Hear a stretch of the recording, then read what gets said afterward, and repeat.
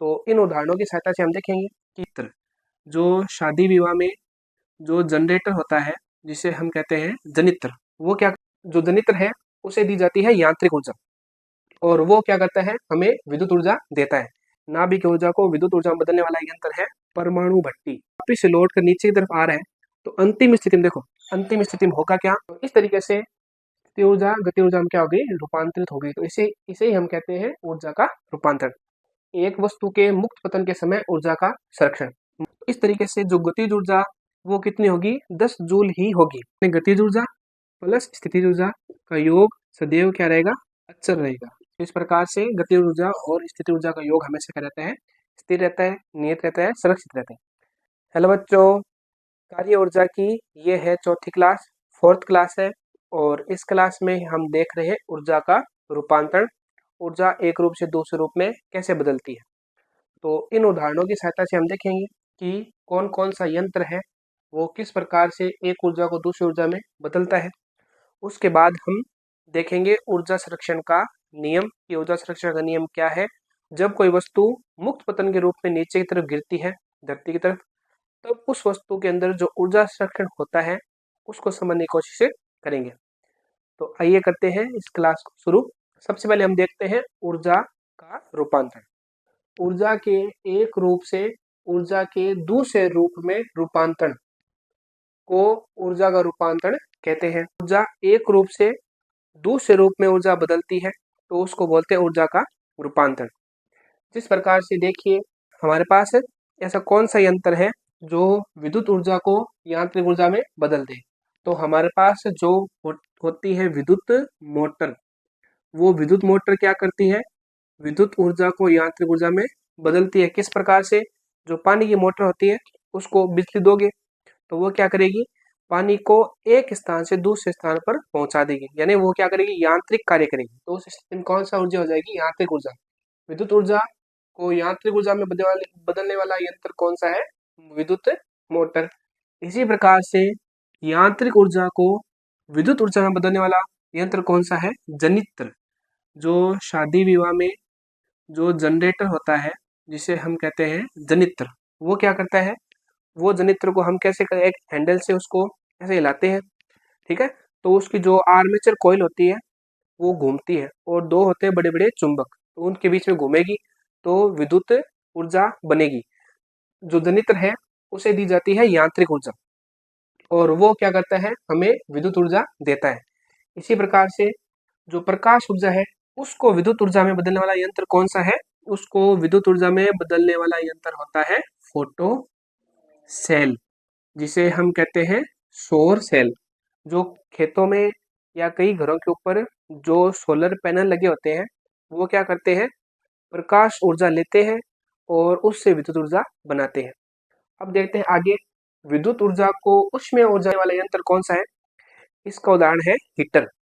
कि जो हीटर है वो क्या करता है, हीटर को जब आप क्या दोगे, विद्युत दोगे, यानी उसे करंट दोगे, तो उस स्थिति में क्या करेगा, वो गर्म होगा। गर्म होगा तो हमें ऊष्मा के रूप में ऊर्जा क्या करेगा, स्थानांतरित कर देगा। थोड़ा सा प्रकाश ऊर्जा भी बनती है वहाँ पे, लेकिन प्रकाश ऊर्जा वहाँ पे कम मात्रा में, लेकिन ऊष्मा ऊर्जा क्या है, ज्यादा है। तो हीटर को जब हम विद्युत ऊर्जा देते हैं तो बदले में हमें मिलती है ऊष्मीय ऊर्जा। अब देखिए नाभिक ऊर्जा। नाभिक ऊर्जा को विद्युत ऊर्जा में बदलने वाला यंत्र कौन सा है, नाभिक ऊर्जा को विद्युत ऊर्जा में बदलने वाला यंत्र है परमाणु भट्टी। जो बड़ी बड़ी परमाणु भट्टी होती है वो क्या करती है, वो नाभिक को जब हम तोड़ते हैं तो ऊर्जा मुक्त होती है। उस ऊर्जा से हम क्या करते हैं, टरबाइन चलाते हैं। टरबाइन चलाते हैं तो विद्युत बनती है। तो इस प्रकार से परमाणु भट्टी नाभिक ऊर्जा को विद्युत ऊर्जा में रूपांतरित करती है। इसी प्रकार से है विद्युतीय ऊर्जा। विद्युतीय ऊर्जा को ध्वनि ऊर्जा में कौन रूपांतरित करता है, रेडियो। जो रेडियो है वो क्या करता है, रेडियो को आप विद्युत दे दो, बिजली बिजली दो उसे, बिजली दोगे तो वो हमें बदले में क्या देगा, ध्वनि ऊर्जा देगा। तो इस प्रकार से जो रेडियो है वो विद्युत ऊर्जा को ध्वनि ऊर्जा में परिवर्तित करता है। अगला है रासायनिक ऊर्जा। तो रासायनिक ऊर्जा को विद्युत ऊर्जा में बदलने वाला कौन सा यंत्र है, आपको नाम बताना है। जिस प्रकार से जो सेल है, जो घड़ी के पीछे लगता है, जो बड़ी वाली घड़ी है वहाँ पे लगता है, ठीक है, या कोई रिमोट है तो उसमें लगता है, उस सेल में क्या होते हैं, रासायन होते हैं। दो तीन प्रकार के रसायन होते हैं, वो आप शरीर में करते हैं क्रिया, तो उस क्रिया से होती है ऊर्जा उत्पन्न। ऊर्जा उत्पन्न होती है तो उस ऊर्जा को इलेक्ट्रॉन लेके क्या करते हैं, गति करते हैं। इलेक्ट्रॉन गति करेंगे तो उस स्थिति में विद्युत बनेगी। तो इस प्रकार से जो सेल है, जो एक तरीके से सेल है हमारे, वो सेल क्या करते हैं, रासायनिक ऊर्जा को विद्युत ऊर्जा में परिवर्तित करते हैं। तो इस प्रकार से ये तमाम यंत्र है वो एक ऊर्जा को दूसरी ऊर्जा में क्या कर रहे हैं, रूपांतरित कर रहे हैं। यही क्या होता है, ऊर्जा का रूपांतरण। इसको हम अलग तरीके से भी समझते हैं। आइए एक उदाहरण से इसको समझते हैं। जिस प्रकार से मानिए कि ये है पृथ्वी का धरातल और इस धरातल पर एक गेंद रखी गई है और इस गेंद को हम क्या कर रहे हैं, इस गेंद को हम ऊपर ले जा रहे हैं h ऊंचाई तक। तो मान लीजिए ये है h ऊंचाई, इस h ऊंचाई तक वस्तु को ले गए तो हमें कार्य कितना करना पड़ा, जो हमारी पिछली क्लास थी उस क्लास में इस स्थिति में हमें कार्य कितना करना पड़ेगा, वो कार्य होगा हमारा स्थितिज ऊर्जा, जिसे हम किससे प्रदर्शित करते हैं, पीई से प्रदर्शित करते हैं, जो है पोटेंशियल एनर्जी। तो यदि इस वस्तु का द्रव्यमान m है और गुरुत्वाकर्षण है g और h ऊंचाई तक अगर आप वस्तु को कार्य करके ले गए हो, तो उस स्थिति में इस वस्तु के अंदर जो ऊर्जा है वो है mgh। तो जो किया गया कार्य है वो भी mg होगा और h ऊंचाई पर इस वस्तु के अंदर जो ऊर्जा होगी वो भी क्या होगी, mgh। तो कहने मतलब जो किया गया कार्य h ऊंचाई पर वस्तु के अंदर स्थितिज ऊर्जा के रूप में क्या हो गया, संचित हो चुका है। अब देखिए, अगर इसको क्या कर दोगे, आप फ्री कर दोगे, इसको आप छोड़ दोगे, तो उस स्थिति में देखो होगा क्या, ये आएगा नीचे की तरफ। ठीक है, जैसे जैसे ऊंचाई का मान क्या होगा, देखो द्रव्यमान तो बदलेगा नहीं, जी भी नहीं बदलेगा, लेकिन ऊंचाई का मान क्या होगा, कम होगा। ऊंचाई जैसे जैसे कम होगी, ऊंचाई जैसे जैसे मान लो कम होगी, तो वस्तु का वेग क्या होगा, बढ़ेगा। तो उस स्थिति में देखो होगा क्या, उस स्थिति में गतिज ऊर्जा का मान धीरे धीरे बढ़ेगा। जैसे जैसे ऊंचाई कम होगी, गति ऊर्जा का मान क्या होगा, बढ़ता जाएगा। और अंतिम स्थिति में मान लो अगर ये वापस से लौट कर नीचे की तरफ आ रहा है, तो अंतिम स्थिति में देखो, अंतिम स्थिति में होगा क्या, अंतिम स्थिति में h का मान क्या हो जाएगा, जीरो, ऊंचाई जीरो हो गई, तो स्थितिज ऊर्जा का मान क्या हो गया, जीरो हो गया। तो अब इस वस्तु के अंदर धरातल से टकराने से पहले जो ऊर्जा होगी वो कौन सी होगी, केवल मात्र गतिज ऊर्जा।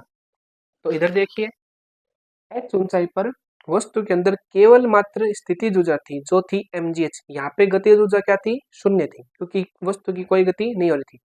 जैसे जैसे ये पिंड नीचे की तरफ आएगा तो गतिज ऊर्जा का मान तो बढ़ता जाएगा, स्थितिज ऊर्जा का मान कम होगा, क्योंकि वस्तु की ऊंचाई घट रही है। इस प्रकार से किया गया कार्य तो स्थितिज ऊर्जा के रूप में बदल गया। तो स्थितिज ऊर्जा का धीरे धीरे क्या होगा, रूपांतरण होगा जब वस्तु नीचे की तरफ आएगी। तो स्थितिज ऊर्जा धीरे धीरे किस में बदल रही है, गतिज ऊर्जा में। और अंतिम स्थिति में जब ये जो गेंद है धरातल से टकराएगी, तो टकराने से पहले इसकी ऊंचाई होगी जीरो, ऊंचाई जीरो होगी तो स्थिति ऊर्जा का मान भी जीरो होगा, लेकिन अधिकतम इसके अंदर गति ऊर्जा आ जाएगी। कहने का मतलब जो आपने कार्य किया वो स्थिति ऊर्जा बदला, वो स्थिति ऊर्जा धरती से बॉल जब वापस टकराएगी तो वो पूरा पूरा एक तरीके से कार्य एक तरीके से गति ऊर्जा के रूप में बदल जाएगा। तो इस तरीके से स्थिति ऊर्जा गति ऊर्जा में क्या हो गई, रूपांतरित हो गई। तो इसे इसे ही हम कहते हैं ऊर्जा का रूपांतरण। अब हम देखते हैं ऊर्जा संरक्षण का नियम। तो ये देखते हैं ऊर्जा संरक्षण का नियम। ऊर्जा संरक्षण का नियम हमें इस प्रकार की जानकारी दे रहा है, जब ऊर्जा का एक रूप से ऊर्जा के दूसरे रूप में रूपांतरण होता है तो कुल ऊर्जा का मान सदैव नियत रहता है। अर्थात ऊर्जा को ना तो उत्पन्न किया जा सकता है और ना ही ऊर्जा को नष्ट किया जा सकता है, केवल ऊर्जा को एक रूप से दूसरे रूप में बदला जा सकता है।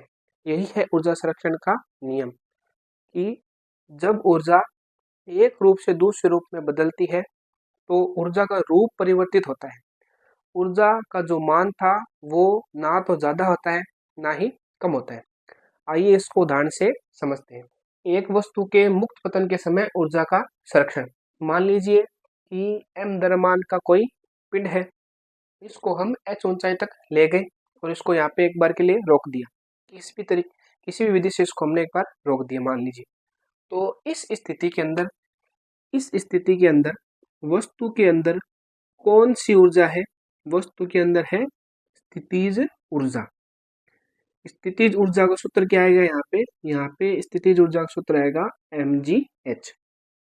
तो केवल मात्र यहाँ पे वस्तु के अंदर स्थितिज ऊर्जा है, वस्तु गति नहीं कर रही है। तो उस स्थिति में यहाँ पे जो गतिज ऊर्जा है, जिसे हम के ई से प्रदर्शित करते हैं, या इसको ऐसे भी प्रदर्शित कर सकते हैं के ई के। तो जो गतिज ऊर्जा है, अगर वस्तु गति नहीं कर रही तो गति ऊर्जा का मान कितना होगा? शून्य होगा। एक बार के लिए हम मान के चल रहे हैं कि हमने 10 जूल कार्य किया और 10 जूल कार्य करते करके इस वस्तु को हमने h ऊंचाई तक लेके गए। तो इस वस्तु के अंदर जो स्थितिज ऊर्जा है वो कितनी होगी? 10 जूल होगी। स्थितिज ऊर्जा कितनी होगी? 10 जूल होगी। ठीक है। और गति ऊर्जा यहाँ पे क्या है? शून्य। अब सोचिए कि इस वस्तु को अब हम करते हैं फ्री। अब धीरे धीरे होगा क्या? धीरे धीरे इस ऊंचाई का मान घटेगा। ऊंचाई का मान घटेगा तो स्थितिज ऊर्जा का मान भी क्या होगा? कम होगा। h का मान कम हो जाएगा तो mgh का मान भी कम हो जाएगा। लेकिन जो गतिज ऊर्जा है वो धीरे धीरे क्या होगी? बढ़ेगी, क्योंकि वस्तु का वेग क्या होगा? बढ़ेगा। और अंतिम स्थिति में सोचिए, अंतिम स्थिति में होगा क्या? अंतिम स्थिति में स्थितिज ऊर्जा का मान शून्य हो जाएगा। क्यों? क्योंकि h हो गया शून्य। h शून्य हो गया तो स्थिति ऊर्जा क्या हो जाएगी? शून्य। तो बची क्या? बचेगी यहाँ पे ओनली गतिज ऊर्जा, केवल मात्र गति ऊर्जा बचेगी। और गति ऊर्जा का एक तरीके सूत्र क्या होता है? 1/2 mv स्क्वायर, ये सूत्र होता है गतिज ऊर्जा का, 1/2 mv स्क्वायर। तो इस तरीके से जो गतिज ऊर्जा वो कितनी होगी? 10 जूल ही होगी। एक बार के लिए उदाहरण मान के चल रहे हैं हम कि अगर आप किसी वस्तु पर 10 जूल कार्य कर कर उसको h ऊंचाई तक ले जाके रख रहे हो, तो आपने 10 जूल कार्य किया और वो 10 जूल का जो कार्य था पूरी पूरी वस्तु के अंदर स्थितिज ऊर्जा के रूप में संचित हो गया। यानी h ऊंचाई वाली वस्तु के अंदर केवल मात्र कौन सी ऊर्जा है? स्थितिज ऊर्जा, गति ऊर्जा शून्य। अब जैसे जैसे पिंड गति करेगा तो उस स्थिति में देखो, उस स्थिति में होगा क्या? उस स्थिति में h का मान कम होगा और गति ऊर्जा का मान बढ़ेगा। अंतिम स्थिति में क्या होगा? अंतिम स्थिति में स्थितिज ऊर्जा हो जाएगी शून्य, क्योंकि ऊंचाई क्या हो गई? शून्य। तो स्थितिज ऊर्जा भी क्या हो जाएगी? शून्य हो जाएगी। और लेकिन गति ऊर्जा का मान क्या होगा? अधिकतम, क्योंकि धरती से टकराने से पहले जो कण है उसका वेग अधिकतम हो जाएगा, तो उसके अंदर गति ऊर्जा भी क्या होगी? अधिकतम होगी। अब ऊर्जा संरक्षण का नियम हमें यह बताता है कि ऊर्जा ना तो नष्ट होती है ना ही क्या होती है? उत्पन्न होती है, केवल एक रूप से दूसरे रूप में बदल सकती है। तो यहाँ से जो स्थिति ऊर्जा थी पूरी की पूरी गति ऊर्जा में बदल गई। तो स्थिति ऊर्जा थी 10 जूल, तो गति ऊर्जा भी क्या होगी? 10 जूल होगी। लेकिन ये जो बीच की स्थिति है, ना तो अंतिम ना ही शुरुआती, तो बीच की स्थिति में देखो क्या होगा? बीच की स्थिति में पिंड के अंदर दोनों प्रकार की ऊर्जा होगी। एक तो होगी गतिज ऊर्जा, दूसरी क्या होगी? स्थितिज ऊर्जा। और उसका भी मान कितना होगा? 10 जूल ही होगा। यहाँ पे केवल मात्र स्थिति ऊर्जा है, तो यहाँ पे देखो, यहाँ पे है 10 जूल। यहाँ पे केवल मात्र गति ऊर्जा है, तो यहाँ पे 10 जूल। तो बीच वाली स्थिति कौन सी है? तो बीच वाली स्थिति में कुछ तो गति ऊर्जा होगी पिंड के अंदर और कुछ क्या होगी? स्थितिज ऊर्जा।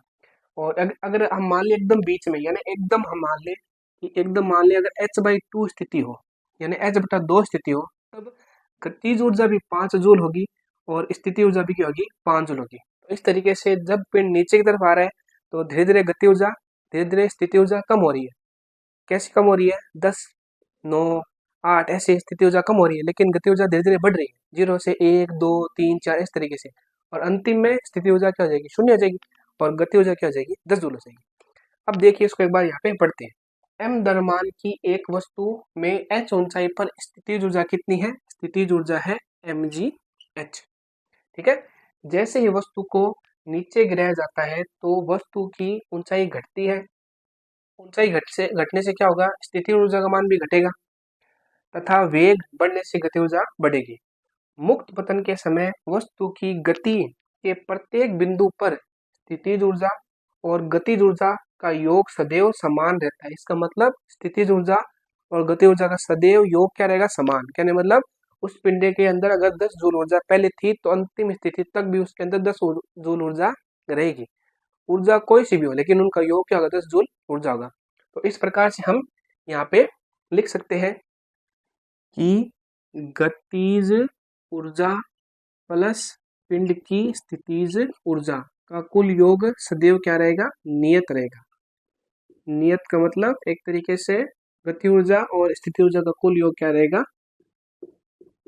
संरक्षित रहेगा। इसको ऐसे भी बोल सकते हैं कि 1/2 mv² प्लस mgh, यानी गतिज ऊर्जा प्लस स्थितिज ऊर्जा का योग सदैव क्या रहेगा, अचर रहेगा। यानी शुरुआत में अगर 10 जूल ऊर्जा थी, तब अंतिम स्थिति तक पिंड के अंदर 10 जूल ऊर्जा ही रहेगी। ऊर्जा का रूप कोई सा भी हो सकता है। तो इस प्रकार से जो वस्तु अगर मुक्त पतन करती है तो उस स्थिति में वस्तु में ऊर्जा संरक्षण का नियम लागू होता है। पहले भी ऊर्जा 10 जूल है और बाद में ऊर्जा 10 जूल रहेगी, इसलिए ऊर्जा का मान परिवर्तित नहीं हो। तो इस प्रकार से गतिज ऊर्जा और स्थितिज ऊर्जा का योग हमेशा क्या रहता है, स्थिर रहता है, नियत रहता है, संरक्षित रहता है। तो इस तरीके से बच्चों हमने कार्य ऊर्जा का ये जो चौथी क्लास थी इसको कंप्लीट किया। अब हम मिलेंगे 5वीं क्लास में।